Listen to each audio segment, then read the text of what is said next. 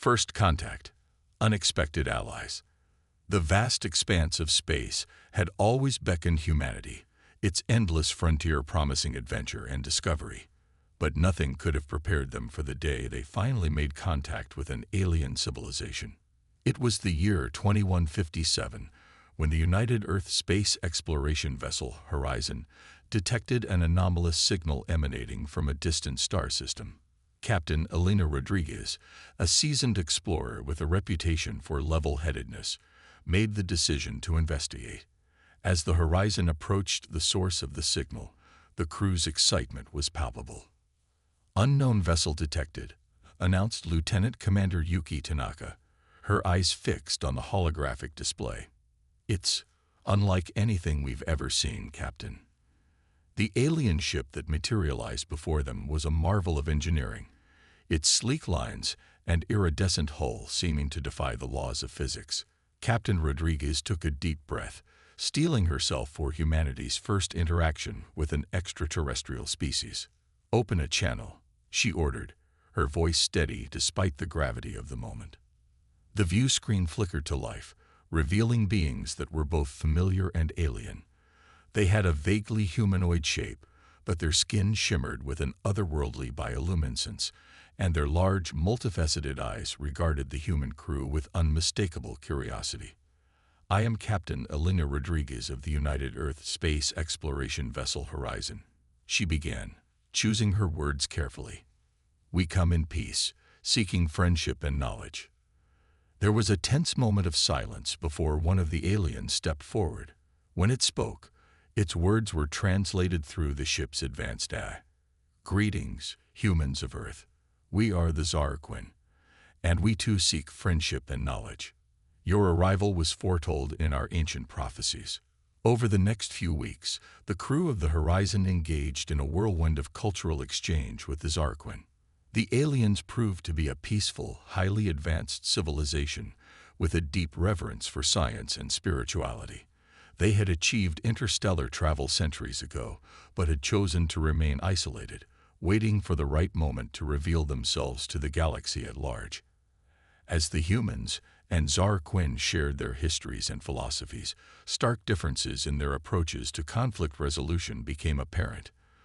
The Zarquin had long ago abandoned any form of violence, relying instead on complex negotiations and empathic abilities to solve disputes. During one particularly enlightening conversation, Dr. Amelia Chen, the Horizon's chief xenobiologist, posed a question to Zelna, a Zarquin elder. "In all your history, have you never faced a threat that couldn't be resolved through peaceful means?" Zelna's multifaceted eyes shimmered with what the humans had come to recognize as sadness. "We have been fortunate, Dr. Chen. Our isolation has protected us from many of the galaxy's harsher realities. But we fear that may soon change." Captain Rodriguez leaned forward, her interest piqued. "What do you mean, Elder Zelna?" The Zarquin elder activated a holographic display, showing a star map of their local cluster. "We have detected signs of an aggressive species expanding rapidly through this sector. They call themselves the Krell, and they show no interest in diplomacy or peaceful coexistence. They simply take what they want, by force if necessary." The human crew exchanged worried glances. They had hoped that advanced civilizations would have moved beyond such behavior, but it seemed that conflict was a universal constant. "Have you attempted to communicate with them?" asked Commander Jackson, the Horizon's tactical officer. Zelna nodded solemnly. "We have tried, many times. But the Krell view our attempts at peaceful dialogue as weakness. They mock our lack of weapons and our refusal to fight." Captain Rodriguez stood up, her expression resolute. "Perhaps it's time for a different approach. Humanity has a long and complicated history with conflict, but we've learned valuable lessons along the way." The Zarquin looked at her with a mixture of hope and apprehension. "What do you propose, Captain?" "A partnership," Rodriguez replied. "You have advanced technology and a deep understanding of galactic diplomacy. We have other skills that might prove useful in dealing with the Krell." Zelma's bioluminescence flickered rapidly, a sign of intense emotion. You speak of violence, of warfare. Such things are anathema to our people." Dr. Chen stepped in, her voice gentle but firm. "With all due respect, Elder Zelna, there's a difference between being peaceful and being harmless.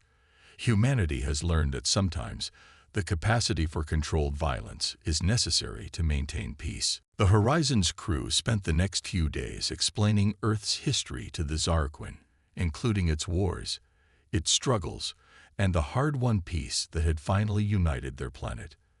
They spoke of the philosophical concept that true peace comes not from the inability to fight, but from the conscious choice not to. As the implications of this new alliance sank in, both species realized they stood at a crossroads. The humans, with their complex history of conflict and resolution, and the Zarquin, with their advanced technology and commitment to peace, had the potential to change the course of galactic history. But as they prepared to face the looming Krell threat together, a new challenge emerged. How would they convince the rest of the galaxy that this unusual partnership between a species known for its capacity for violence and one known for its pacifism was the key to a lasting peace? The answer, they realized, would lie in the trials to come. And as the Horizon prepared to depart for Earth, carrying a delegation of Zarquin diplomats, Captain Rodriguez couldn't shake the feeling that this was just the beginning of a much larger adventure. Little did they know that their actions in the coming months would not only decide the fate of their two species, but would reshape the very fabric of galactic society. The era of humanity's isolation was over, and the stars themselves seemed to hold their breath, waiting to see what this unpredictable species would do next.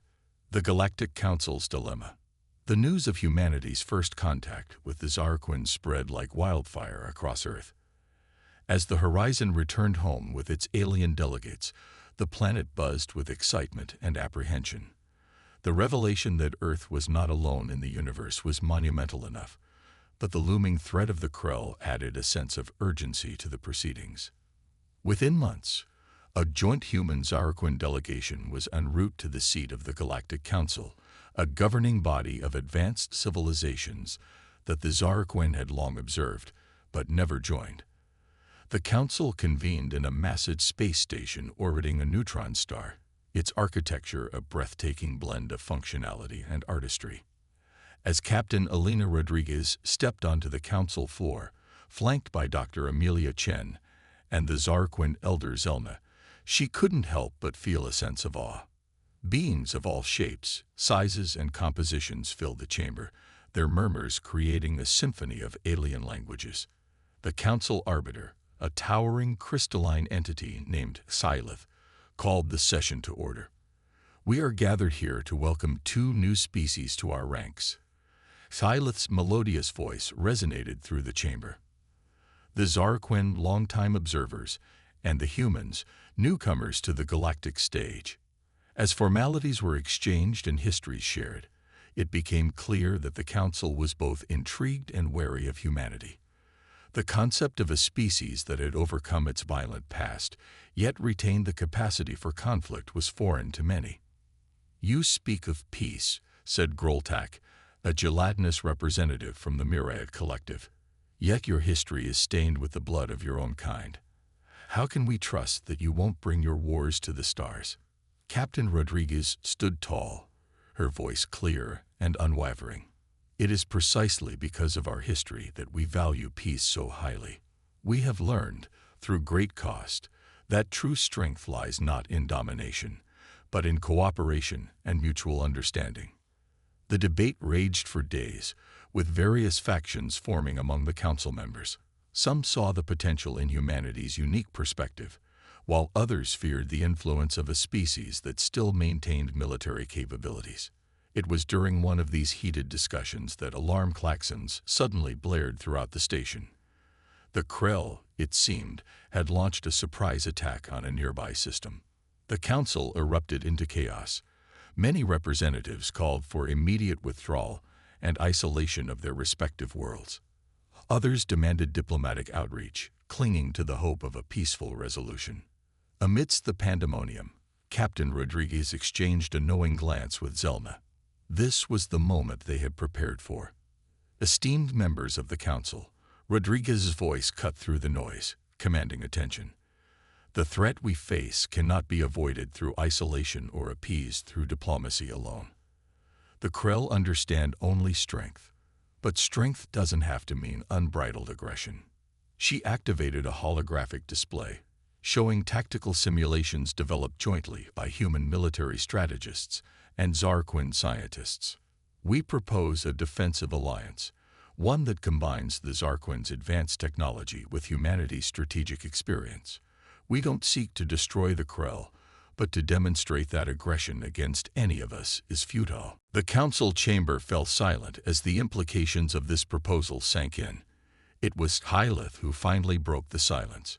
You suggest we prepare for war to maintain peace. This is a challenging concept for many of us. Dr. Chen stepped forward. With respect, Arbiter, we suggest being prepared to defend ourselves. There's a crucial difference. We hope to never fire a shot, but the Krell must understand that we can and will if pushed. The debate that followed was intense. Some council members were vehemently opposed to any military buildup, seeing it as a step backward for their enlightened civilizations. Others, particularly those from worlds closer to Krell territory, were more receptive to the idea. As the arguments raged, an unexpected voice spoke up. It was Zelna, the Zarquin elder, who had remained mostly silent until now. My people have long believed that peace is the natural state of the universe, Zelna began, his bioluminescence pulsing gently. We still believe this, but we have learned from our human friends that peace must sometimes be guarded. To be peaceful is not to be defenseless. To value life is not to submit to those who would take it. A hush fell over the council.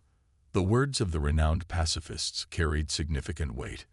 We stand with humanity in this, Zelna continued, not because we seek conflict, but because we seek to preserve the peace we hold dear. We ask you all to consider this path, not with fear, but with hope for a future where all beings can coexist without the shadow of oppression. The council session extended far beyond its scheduled time as the implications of this new paradigm were debated. In the end, a majority vote was reached. The Galactic Council would adopt a policy of defensive readiness, with joint task forces combining the unique strengths of various member species. As the session adjourned, Captain Rodriguez found herself approached by numerous alien representatives, all eager to learn more about humanity's approach to conflict resolution and defense.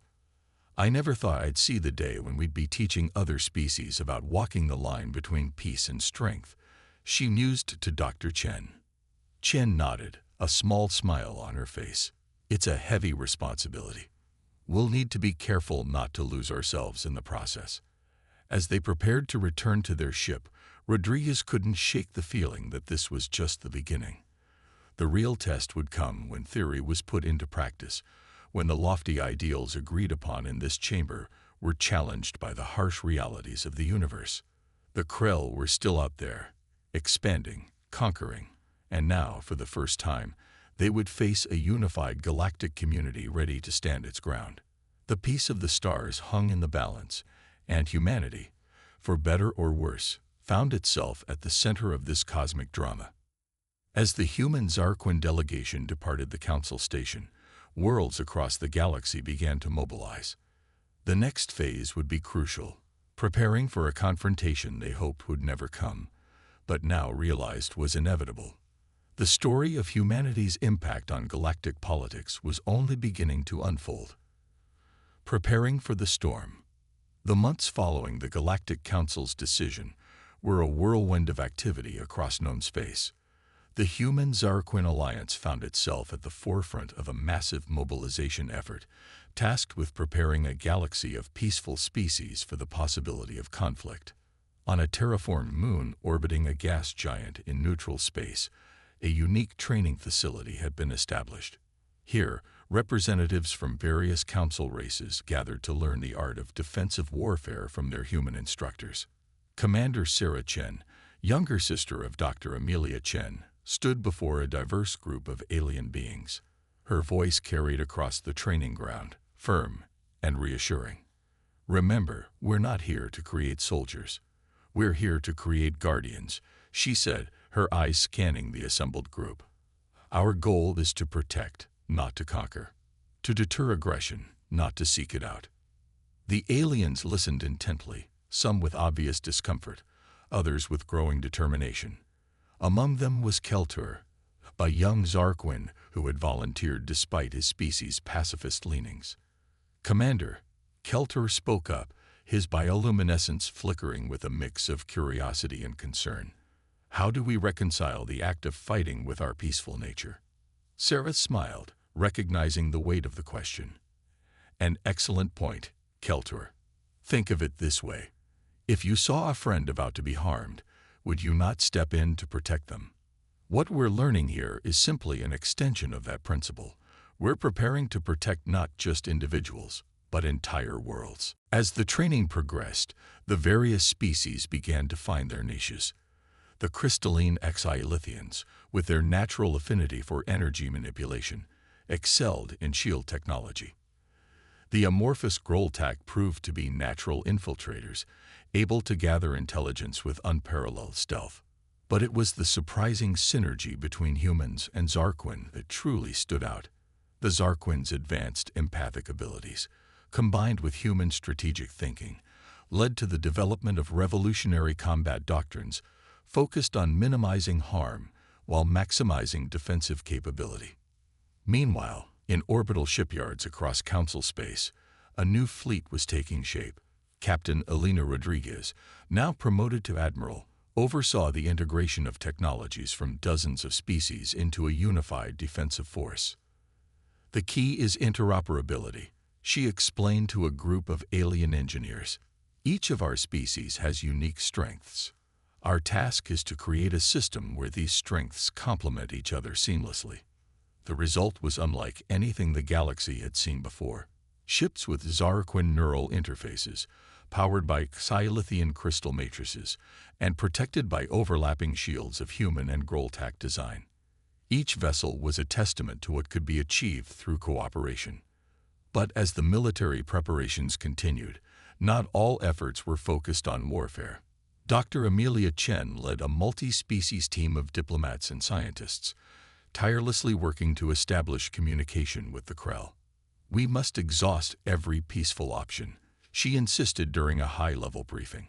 "Even as we prepare for the worst, we must never stop trying to prevent it." Her team made breakthrough after breakthrough, decoding the intricacies of Krell language and culture. They discovered a society driven by a complex honor system, where strength and conquest were viewed as the highest virtues. "They're not evil," Amelia explained to the council. "They simply have a radically different worldview, one that values expansion and domination above all else. Our challenge is to make them see the strength in our unity, to make them understand that conquering us would be more costly than coexisting with us." As the diplomatic efforts continued, tensions across the galaxy continued to rise. Reports of Krell incursions into Council space became more frequent, each incident a test of the new defensive protocols. It was during one such incursion that the training and preparation faced its first real test. A small Krell fleet entered a star system on the outskirts of Council space, clearly intent on conquest. Admiral Rodriguez, coordinating from a central command ship, watched as the newly formed defense fleet moved into position. "Remember your training," she broadcast to the multi-species crew. "We're here to protect, not to escalate. Let's show them the strength of our unity." The ensuing engagement was brief but intense. The Krell, accustomed to easy victories against unprepared worlds, found themselves outmaneuvered at every turn. Xylithian shields absorbed energy weapons, while Zarquin empaths predicted enemy maneuvers with uncanny accuracy. Human tactics kept the fleet one step ahead, and Groltak infiltrators disrupted Krell communications. In less than an hour, the Krell fleet retreated, leaving behind a handful of disabled ships.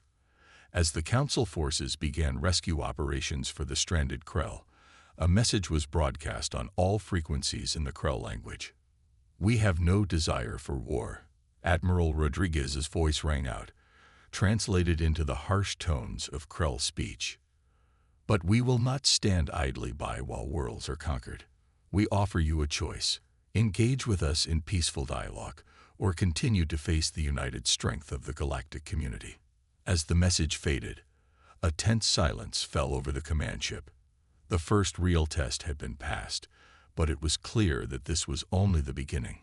The Krell had been given a demonstration of the Council's newfound strength, but would it be enough to bring them to the negotiating table?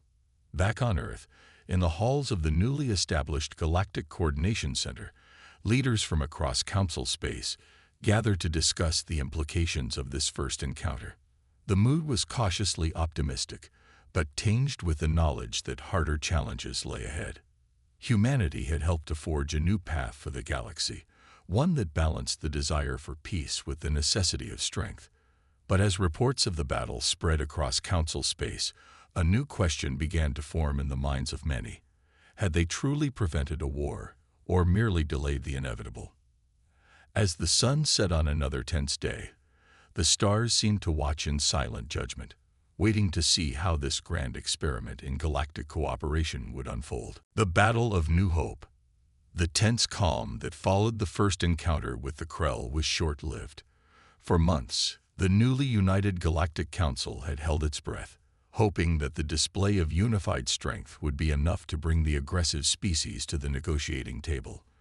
But the Krell remained ominously silent, their ships pulling back to the fringes of known space. It was on a quiet Tuesday by Earth reckoning that the storm finally broke.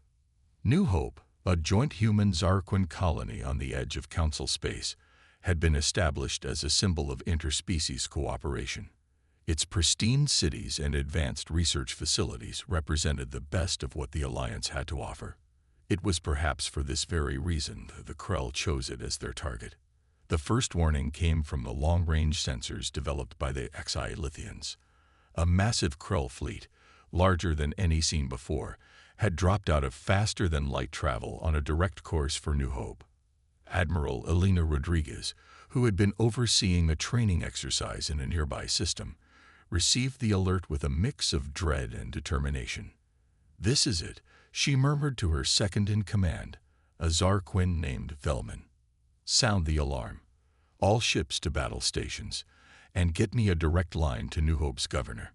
As the defense fleet scrambled to position, the citizens of New Hope began their well-rehearsed evacuation procedures.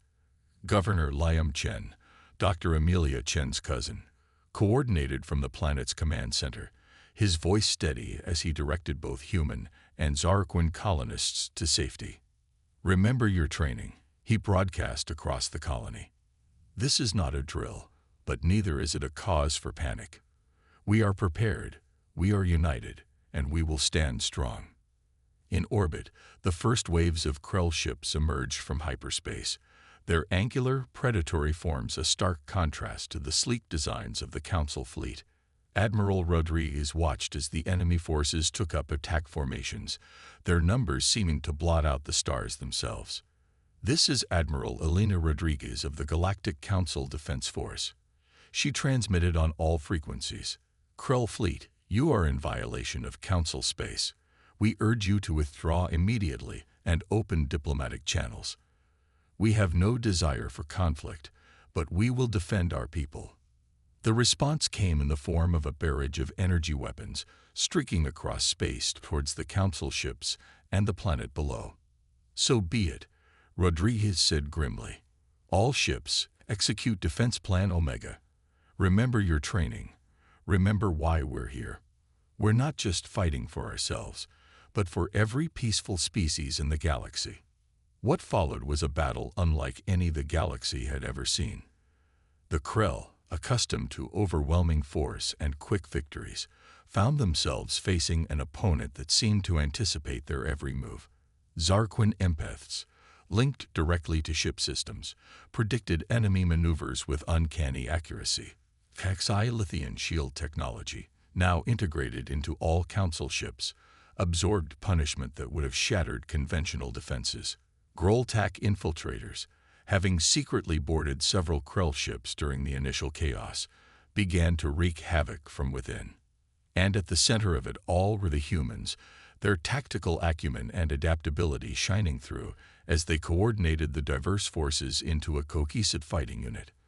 On the planet's surface, Governor Chen watched in awe as the space above New Hope lit up with the fury of battle. Despite the evacuation, he and a skeleton crew had remained behind to coordinate planetary defenses. "Governor, we've got Krell dropships breaking through," a young Zarquin technician called out, her bioluminescence pulsing with alarm. Chen's eyes narrowed as he studied the tactical display. "Activate the ground defenses and patch me through to Admiral Rodriguez." In orbit, Rodriguez received the communication amidst a flurry of activity on her bridge. "Governor, we're a little busy up here," she said, her voice strained but composed. "Admiral, they're landing troops," Chen reported. "We need support on the ground." Rodriguez cursed under her breath. The battle in space was finely balanced. Diverting resources to the surface could tip the scales. But leaving the colonists to fend for themselves was not an option. "Understood, Governor. Help is on the way." She turned to her tactical officer. "Deploy the peacekeepers." Across the Council fleet, specially designed drop pods were launched towards the planet's surface. Inside each was a mixed team of human and alien soldiers, trained in the new doctrines of defensive warfare. They had dubbed themselves peacekeepers, a name that encapsulated their mission to defend peace through strength. As the pods streaked through the atmosphere, the battle on New Hope's surface was already raging. Krell shock troops, fearsome in their bio-augmented armor, pushed towards the colony's central districts.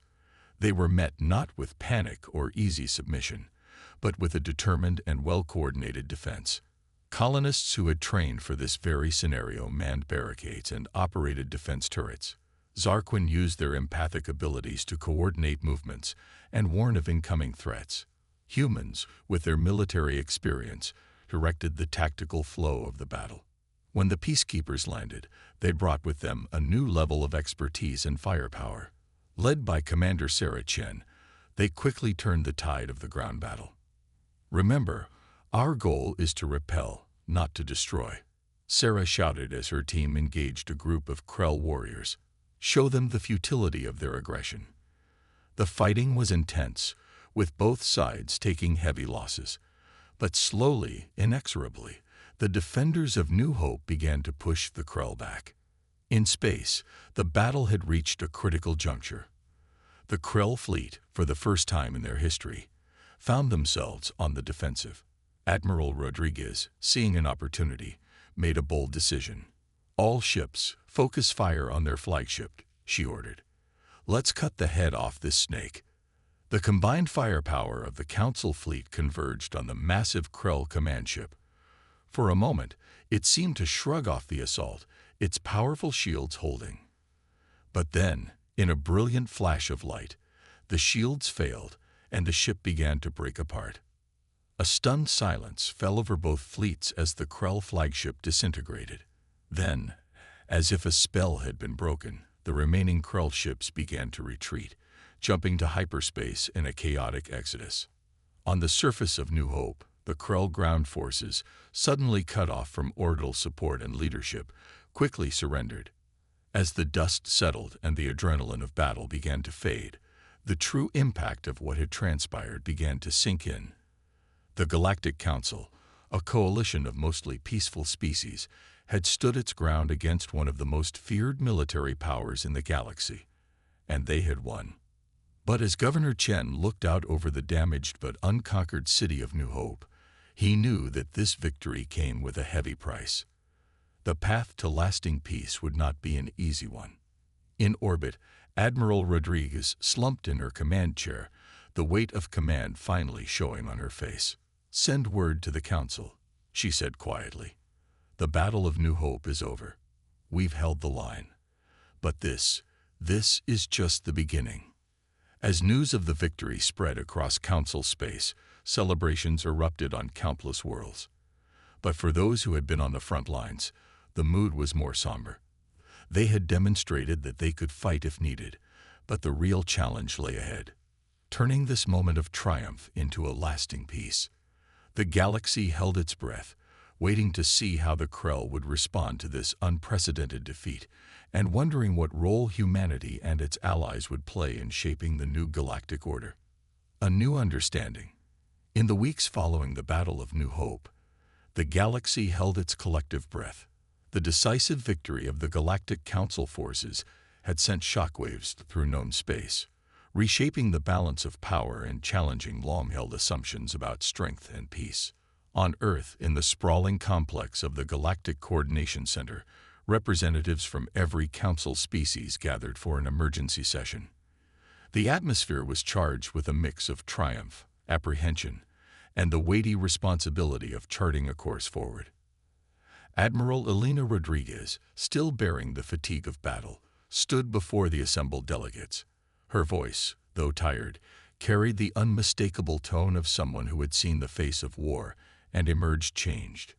"We stand at a crossroads," she began, her eyes scanning the diverse crowd.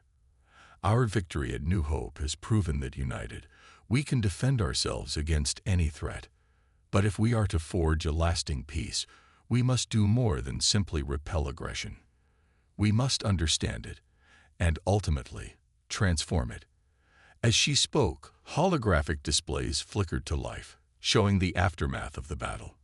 The images were a stark reminder of the cost of conflict, even when fought in defense. Dr. Amelia Chen stepped forward, her expression somber but determined.